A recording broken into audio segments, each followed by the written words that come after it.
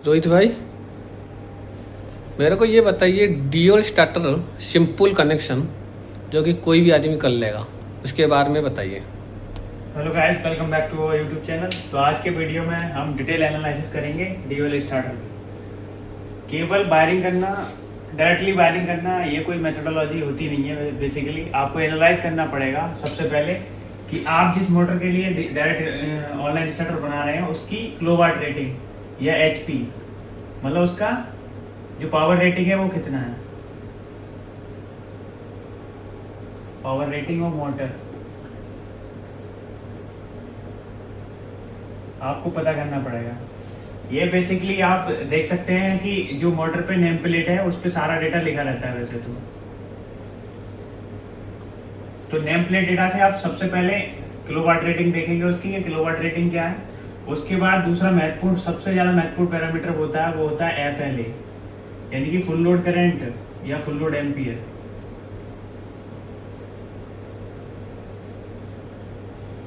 इसको FLC भी बोलते हैं, फुल लोड करंट है, FLA बात एक ही होती है। तो ये दो पैरामीटर हैं, वो हमें बहुत इंपॉर्टेंट होते हैं जो देखने होते हैं। और एक मेन इंपॉर्टेंट पैरामीटर और भी होता है कि सप्लाई क्या, सप्लाई वोल्टेज कितने हैं उसके,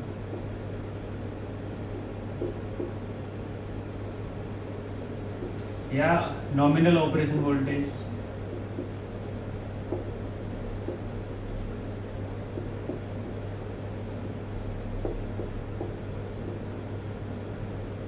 थोड़े टर्म आपको लेंथी लग रहे होंगे बट ये बहुत सिंपल ही होते हैं, जो कि उसमें मेंशन भी रहता है कि 220 वोल्ट ऐसे सिंबल बना होगा AC, या 440 वोल्ट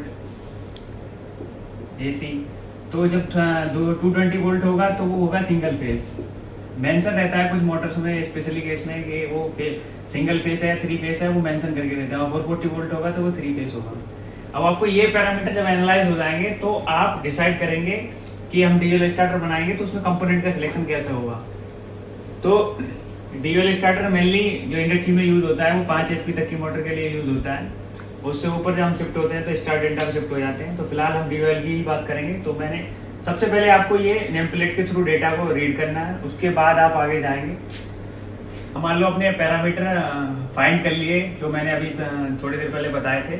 उसके बाद आपको जब बनाना है ड्यूल स्टार्टर तो उसके लिए कंपोनेंट सिलेक्शन करना होता है। वो मैंने बताया अपनी एक वीडियो में कि कंपोनेंट को सिलेक्शन कैसे होता है। वो स्टार डेल्टा के लिए था, लेकिन उसी को अगर आप देखोगे तो उसमें आपको पता चल जाएगा। अगर आप कमेंट करते हैं तो मैं ड्यूल स्टार्टर के लिए भी स्पेशल बना दूंगा, क्योंकि ड्यूल और स्टार डेल्टा में थोड़ा अंतर होता है, सेम प्रोसेस नहीं होता कंपोनेंट सिलेक्शन का। तो अभी फिलहाल हम यही बात करेंगे, कंपोनेंट सिलेक्शन के ऊपर नहीं जाएंगे, हम मेनली वायरिंग के ऊपर जाएंगे कि वायरिंग किस तरीके से होता है। तो सबसे पहले आपको जो जरूरत पड़ती है वो एक स्टार्ट पुश बटन की, एक स्टॉप पुश बटन की, और अगर आप इमरजेंसी देना चाहते हैं तो आप इमरजेंसी पुश बटन दे सकते हो,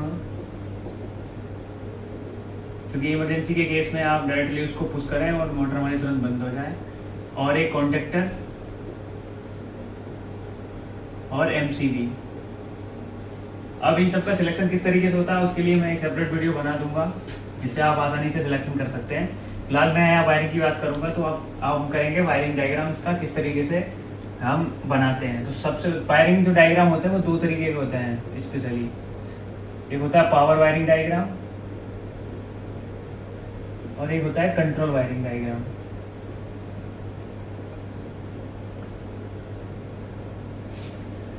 तो हम सबसे पहले आप पावर वायरिंग की बात करते हैं।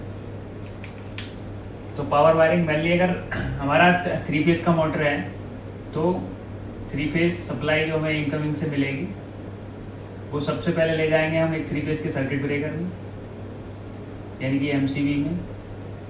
उसके बाद एक हमारा कॉन्टेक्टर होगा,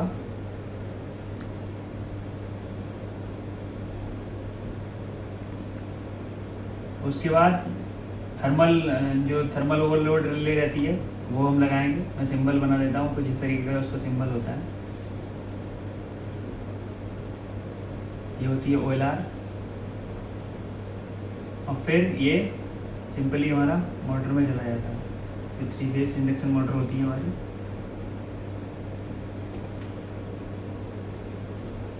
और ये होगी अर्थिंग। कभी भी आप रिप्रेजेंटेशन दे रहे हो वायरिंग डायग्राम की, तो आप अगर मोटर है या कोई भी मेटेलिक फ्रेम है उसको अर्थिंग के सिंबल के साथ जरूर डिनोट करें। एक अच्छे इंजीनियर की पहचान होती है कि जो भी हमारे मेटेलिक फ्रेम रहते हैं वो हमने ग्राउंड किए हैं। जब आप यहाँ मेंशन कर रहे हैं तो आपको वहाँ भी याद रहेगा कि इसको अर्थिंग भी देनी है। अब बात करेंगे हम कंट्रोल वायरिंग डायग्राम की। तो कंट्रोल वायरिंग डायग्राम में ही हमारा स्टार्ट स्टॉप। अब बात करेंगे हम कंट्रोल वायरिंग डायग्राम की। तो कंट्रोल वायरिंग डायग्राम में मेनली हम एक सिंगल पोल का एमसीबी लेंगे। कोई भी RYB फेस में से एक फेस हम उठा लेते हैं। आर फेस तो दुनिया लेती है, हम बाई फेस ले लेते हैं क्योंकि तीनों ही फेस में सप्लाई एक जैसी होती है। फिर हम सिंपली एक सिंगल पोल का एमसीबी लेंगे। एमसीबी का सिंबल मैं बना लेता हूँ। अब ये सिंबल इस तरीके से बनाया जाता है, ये ISC स्टैंडर्ड है, IEC इंटरनेशनल टेक्निकल कमीशन। ये इसके अकॉर्डिंग ये सिंबल डिसाइड रहता है। इसमें भी इन दोनों सिंबलों के अलग अलग अंतर होते हैं। वो कमेंट करेंगे तो आप कमेंट में बता भी सकते हैं। अगर आपको नहीं पता तो मैं कमेंट करेंगे तो मैं बता भी दूंगा। ये हो गया हमारा एमसीबी सिंगल पोल का। इसके बाद हम लगाएंगे स्टॉप पुश बटन जो कि NC टैप होता है।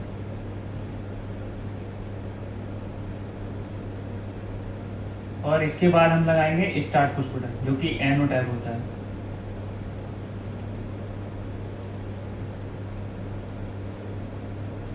और इसके बाद आ जाएगा हमारा कॉन्टेक्टर का कॉइल A1 और ये है A2 और यहाँ हम इसको सप्लाई दे देंगे न्यूट्रल।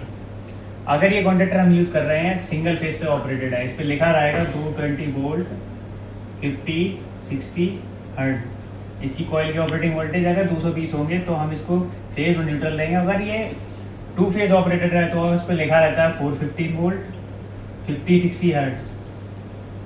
तो हम यहाँ पे न्यूट्रल की जगह फेज देंगे, तब ये कॉन्टेक्टर ऑन होगा। अब समस्या क्या आती है कि अगर हम पुश बटन दबाते हैं तो जब तक पुश बटन को दबाए रहेंगे तभी तक ये हमारा कॉन्टेक्टर ऑन होगा और जैसे ही छोड़ देंगे तो वो ऑफ हो जाएगा।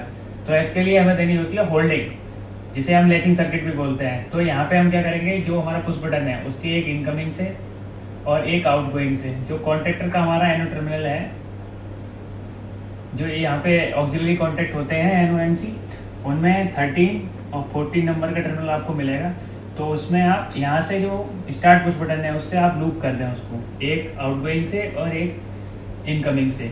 तो अब क्या है कि आप जैसे ही दबाएंगे और छोड़ देंगे तो ये कॉन्टेक्टर हमारा होल्ड रहेगा और हमारी जो सप्लाई है कॉन्टेक्टर के थ्रू वो मोटर पे जाती रहेगी। इस तरीके से हमारा मोटर चलता रहेगा। तो आपको ये वीडियो कैसा लगा हमें कमेंट में ज़रूर बताएं, और वीडियो अच्छा लगे तो अपने दोस्तों के साथ शेयर करें और हमें कमेंट में ज़रूर बताएं कि आपको वीडियो कैसा लगा।